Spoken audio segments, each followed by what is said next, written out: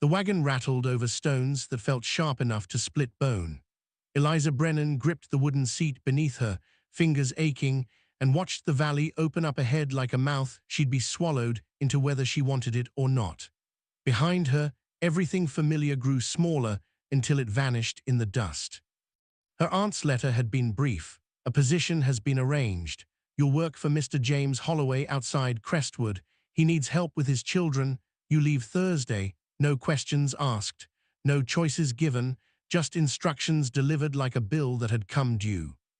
Eliza was 18, old enough to know what people whispered when a girl had no prospects and a family that couldn't afford another mouth. Old enough to understand that being sent away wasn't kindness. It was necessity dressed up in polite words. The driver, a man with tobacco-stained teeth and a hat brim so low she'd barely seen his eyes, spat over the side of the wagon. Holloway Place is just past that ridge. You can see the barn from here if you squint. She didn't squint. She just stared at the horizon and tried to imagine what kind of man took in a stranger to raise his children. A desperate one, probably, maybe cruel, maybe broken in ways that would make the work harder than any labor she'd done before. The ranch came into view slowly, like something reluctant to be seen. The barn sagged on one side, its red paint peeling in long strips. Fences leaned at odd angles, held together with rope and hope. The house itself was better, 2 stories, solid enough, with a porch that wrapped around the front.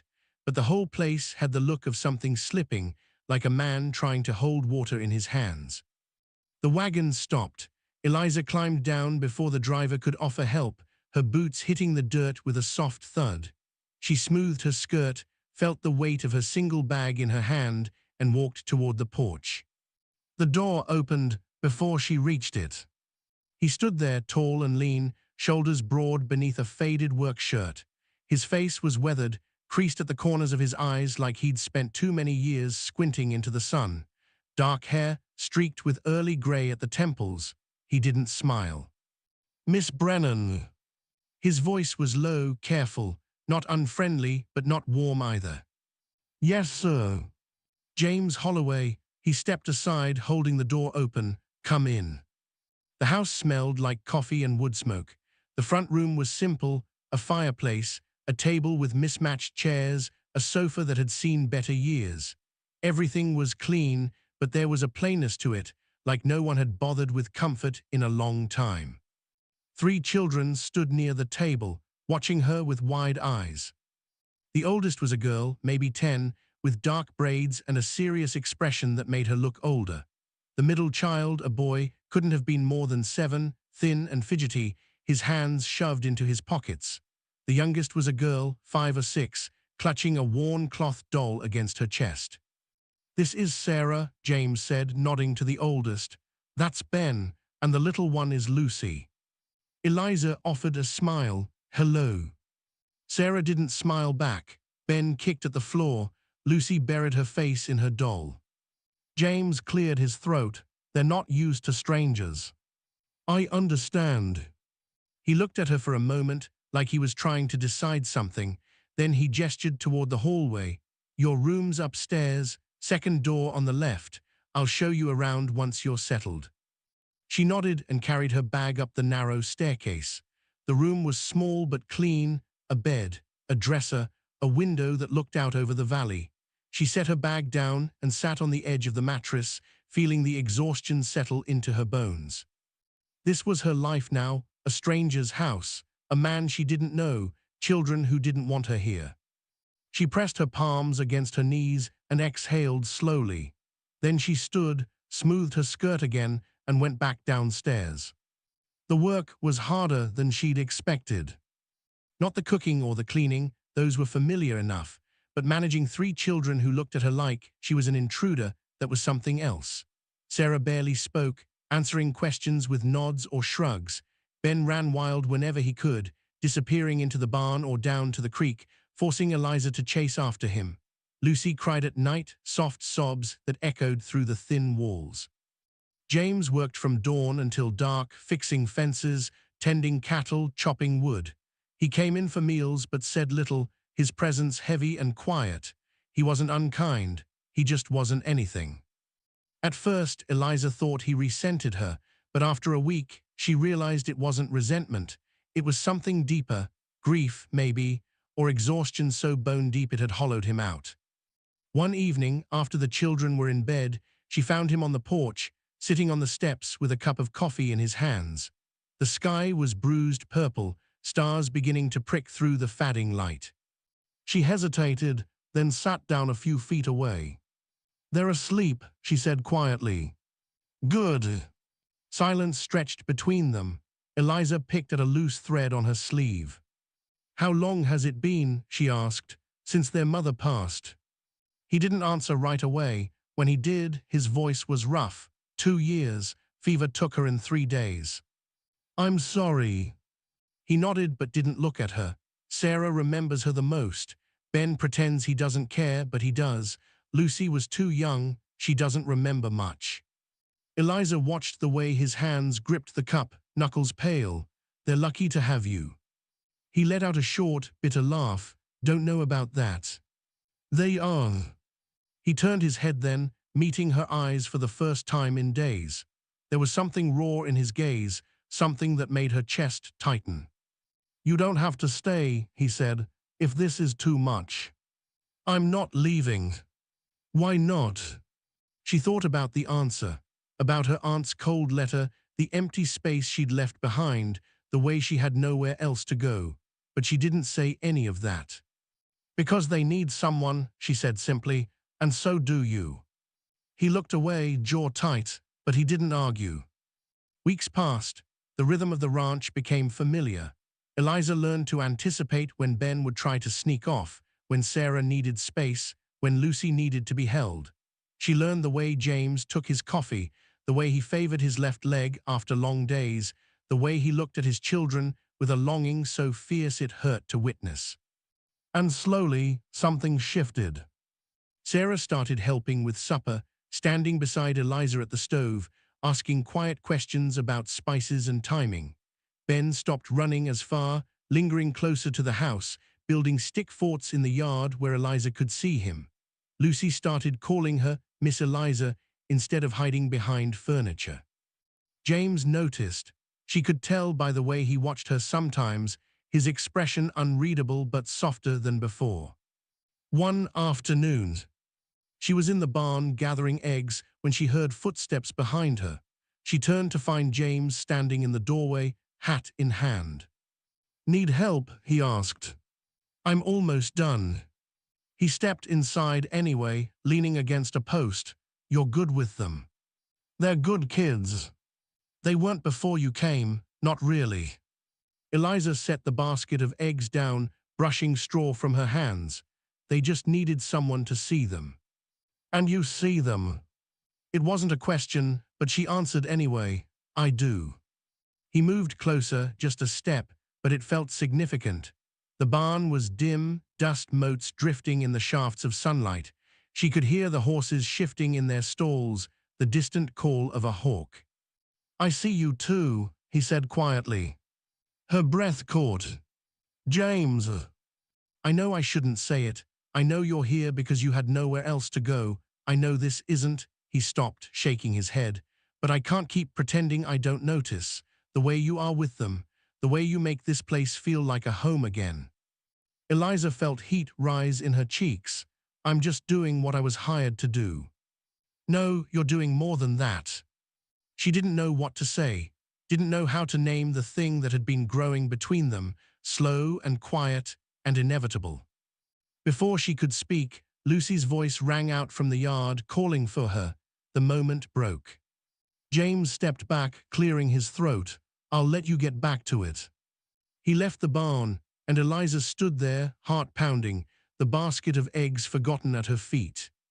The town of Crestwood was small, the kind of place where everyone knew everyone else's business. Eliza went into town with James and the children one Saturday, riding in the wagon as it clattered down the main road. People stared. She saw the way the women whispered behind their hands, the way men tipped their hats to James but let their eyes linger on her a little too long. She felt the judgment like a weight pressing down on her shoulders. At the general store, A woman with sharp eyes and a tight bun approached them. "Mr. Holloway, I didn't realize you'd hired help." "Mrs. Pemberton," James's tone was polite but cool. "This is Miss Brennan. She's been helping with the children." "I see." The woman's gaze swept over Eliza, assessing. How convenient. Eliza felt her face flush, but she kept her expression neutral. "Good day, Mrs. Pemberton," James said, steering the children toward the counter. Outside, after they'd loaded supplies into the wagon, Sarah looked up at Eliza. "Why was that lady mean to you?" "She wasn't mean," Eliza said, though it felt like a lie. "She was," Sarah insisted. "I could tell." James glanced at Eliza, something apologetic in his eyes, but he didn't say anything. On the ride home, Eliza stared at the horizon and tried to ignore the knot in her chest. She'd known this would be hard. She just hadn't expected it to hurt so much. That night, after the children were asleep, James found her in the kitchen. She was washing dishes, hands submerged in soapy water, when he spoke. "I'm sorry about today." She didn't turn around. "You didn't do anything wrong." "People talk. Let them." He moved closer, standing beside her at the sink. "It bothers you." "Of course it does." She scrubbed a plate harder than necessary. "But what am I supposed to do? Leave? Prove them right?" "You don't have to prove anything to anyone." She set the plate down, turning to face him. "Don't I? You hired me because I had nowhere else to go. They all know that. They all think I'm just some desperate girl taking advantage of a widower." "That's not true, isn't it?" His jaw tightened. "You think that's what I see when I look at you?" "I don't know what you see." He reached out, his hand hovering near hers, not quite touching. "I see someone brave, someone who came here with nothing and gave us everything. I see someone my children love. He stopped, shaking his head. "I see you, Eliza, and I don't care what anyone else thinks." Her throat tightened. "James, I mean it." She looked up at him, at the rough lines of his face, the sincerity in his eyes. And for the first time since she'd arrived, she let herself believe it. Winter came early that year, sweeping down from the mountains with teeth sharp enough to bite. The ranch work grew harder, the days shorter. Eliza spent her mornings breaking ice on the water troughs, her afternoons keeping the fire roaring, her evenings bundled close with the children, reading stories by lamplight. James worked himself to exhaustion.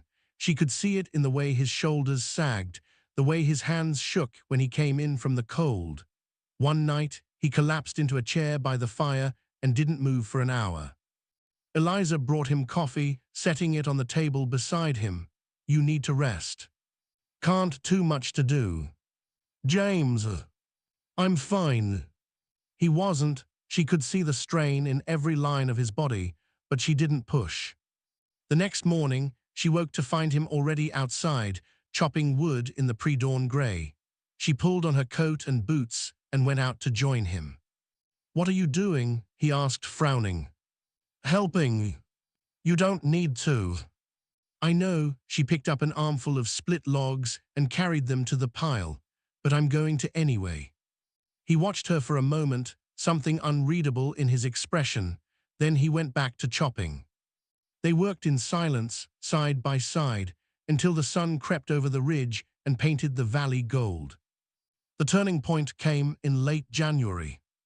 Ben got sick, a fever that spiked in the night and left him shivering and pale. Eliza stayed by his bedside, pressing cool cloths to his forehead, coaxing him to drink water. James paced the hallway, helpless and terrified. "He'll be all right," Eliza said, though she wasn't sure she believed it. "You don't know that." "I do." She looked up at him, her voice steady. "He's strong, and he's not alone." James sank into the chair beside the bed, burying his face in his hands. "I can't lose him." "You won't." She reached out, placing her hand over his. He didn't pull away. Ben's fever broke 2 days later. The relief was overwhelming, a weight lifting that left them both shaking. James held his son close, whispering words Eliza couldn't hear. Sarah cried into Eliza's shoulder. Lucy climbed into her lap and didn't let go. That night, after the children were asleep, James found Eliza on the porch. The air was cold, her breath misting in front of her face. "Thank you," he said. "You don't have to thank me." "I do." He moved closer, his presence warm despite the chill. "I don't know what I would have done without you." "You would have managed." "No," his voice was firm. "I wouldn't have." She looked up at him, and the space between them felt impossibly small. "Eliza," he said softly, "I need you to know something." Her heart pounded. "What?" "I'm not good at this, at saying what I feel, but you," he swallowed hard, "you've become more than just help. More than just someone I hired." He paused, his hand reaching for hers. "I care about you, and if you'll have me, if you'll have us, I want you to stay, not as hired help, but as family." She couldn't speak, couldn't breathe. All she could do was lean into his touch and nod. He kissed her then, slow and careful, like he was afraid she might disappear. And when he pulled back, his forehead resting against hers, she felt something settle deep in her chest. Home, this was home. Spring came with wildflowers and rain that turned the valley green. Eliza stood on the porch one morning, watching the children play in the yard. Sarah was teaching Lucy how to braid flowers. Ben was building something with sticks and twine, his tongue poking out in concentration. James came up behind her, wrapping his arms around her waist. "You happy?" "Yes." "Good." He pressed a kiss to her temple. "Because I am too." She turned in his arms, looking up at him. The ranch still needed work. The town still whispered, but none of it mattered anymore. Because she had this family, this love, this life she'd never expected to find. And it was more than enough. Claude can make mistakes. Please double-check responses.